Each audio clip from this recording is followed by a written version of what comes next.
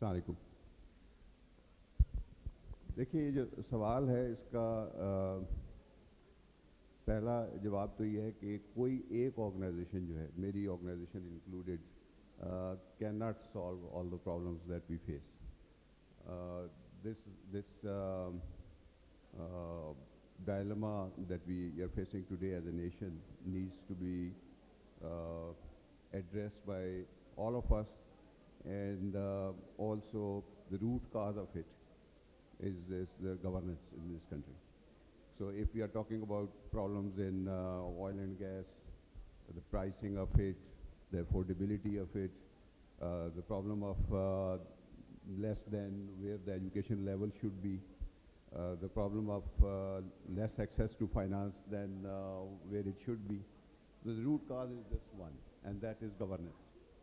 So I will restrict myself to my area. I think Waleed Mushtaq Saab will address education much better when his turn comes. So in access to finance is one of the fundamental issues that can either ensure balanced growth or otherwise. And also access to finance helps people in becoming self-employed. We know that government cannot offer all the jobs, and then it's not a business of the government to provide jobs.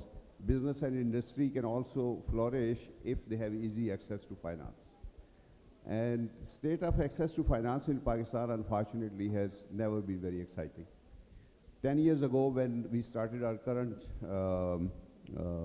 business, which is Mobilink Microfinance Bank, this was primarily established to leapfrog access to finance from less than 12% to maximum population that we can cover. And brick and mortar banking in Pakistan could only serve 12% of the population when we started in 2012.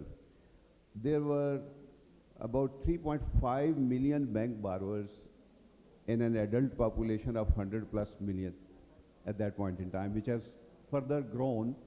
And what has happened in the last 10 years is that we have added about another 8 million borrowers in the micro sector.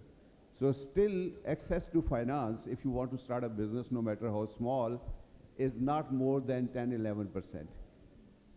90% people still do not have access to finance if they have a good business idea, no matter, again, how modest it is. So what's the reason? Because if you look at banking business model in Pakistan, the banks raise deposits from bulk of the population, from the retail banking networks, and most of the money, 60 to 70%, lands in government paper, which is T-bills and investment bonds. So what happens is that there is very little left for rest of the businesses, private sector. And next major chunk goes to the large corporates, big ones. And when it comes to the retail markets and SME markets, you will be surprised to know that SME market size is around 7 to 8 trillion rupees in Pakistan. And only 5% of the SME businesses are able to access finance from banks. The rest 95% have to depend on their own savings, or family or friends. And they cannot grow their businesses to an extent which they should over a period of time because financial support is not available. The same was situation in microfinance when microfinance banks started about 20 years ago. As of today, about 40% of microfinance market is addressed. Talking about numbers, out of a population of, as I said, adult population of 130 million or so, minus plus, we did have bank accounts on the savings side of about 50 million people, and bank borrowers are about 3.5 million. And in microfinance sector, we have been able to provide additional 8 million people with small loans. Now, if you look at again, what we need to do is we need to reach out to about 100 million people with financial products and services that, and that is not possible through the traditional brick and mortar banking. So what we are trying to do is now developing digital savings and lending products, which actually the telecom connectivity had made it possible to reach out to them. So in the last 4 or 5 years, we have reached out to about 40 million savers and about 4 million borrowers through digital technology. And digital technology's beauty is that you can save, transfer money, or pay your bills, or borrow small loans just on a click of a button. It's real time. There's no paperwork involved, and there is no turnaround time, concept of turnaround time. So I believe these digital railroads will enable us to actually fill the gap, which has been there for 75 years, which nobody has been able to address. And but there is a ray of hope now that in the next 5 to 10 years, at least in financial services, this huge gap will be bridged to some extent. Thank you. I have another question, sir.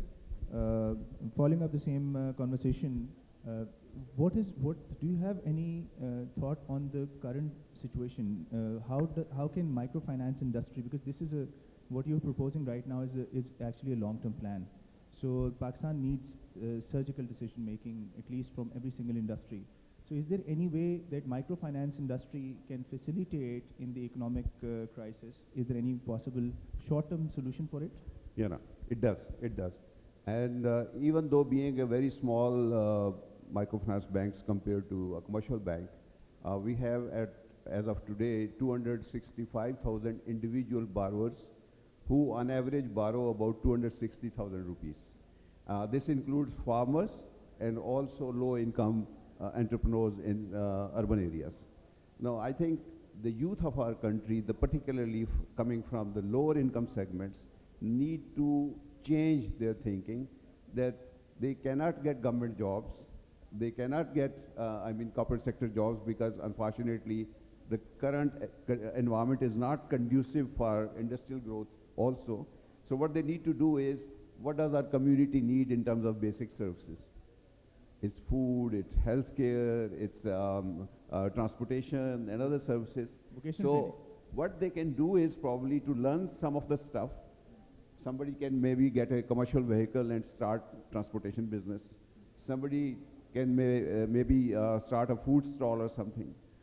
Someone else can get into the garments business, because these are the basic things that everybody needs. These businesses which are related to providing food, healthcare, transportation, no matter how bad economy is, people still need these services. And the younger people need to now focus on where the real needs of the people are and develop or learn or enable themselves to actually start small businesses, small enterprises, come to us, come to other microfinance banks, come to regular banks also with their business ideas. Somebody was talking about business ideas. Have a good business idea, again, no matter how small it is, no matter how, if it starts from just a khoka or something, and then grow it, learn the business on the way, and then grow your business over a period of time. So jobs, unfortunately, are not easy to come by. And another area which I think is already picking up, and we need to encourage people and we need to provide them with opportunities, is freelancing. That while being in Pakistan now, you can serve the global audience, global clientele. And if you have received IT, education in IT, or developed some other capabilities that enable you to serve some foreign markets. So again, the IT connectivity now and internet enables you to actually sell your services abroad.